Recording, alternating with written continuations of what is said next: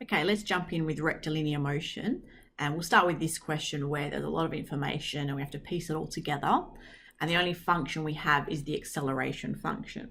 So let's write that down first. So we have acceleration is given by 3t, take 11. Okay, so what we want to do is find the velocity.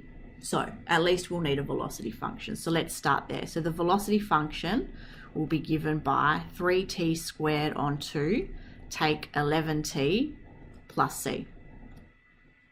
Now to find the c, we need to read in the information, and we see that initially the body had a velocity of 14.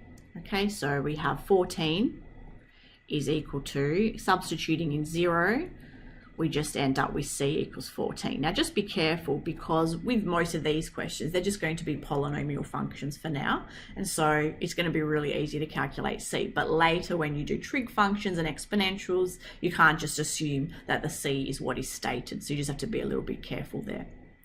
Okay, so we've got the velocity function, and we want to find the velocity when it is next at the origin.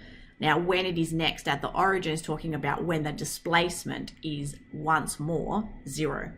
And we don't have a displacement equation yet. So we need to go and now look at the displacement equation, which is given by 3t cubed on 2 times 3, so 6, take 11t squared on 2, plus, remember the c was 14, so we have 14t plus c. Now, if we have a look at that, then again, because of what it says, the body is initially at the origin, we can see that substituting in 0 and 0 will give us c equals 0. So what we want to do, and we'll just do that on the calculator, is solve our displacement equation equal to 0, and you'll get a number of t values, but then we want the next time. And so the next time was when t equals 3.145 seconds.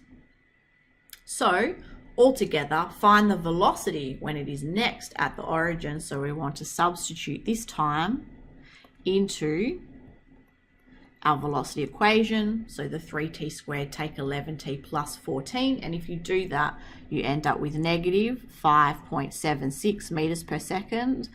And Sadler just rounds that to negative 6.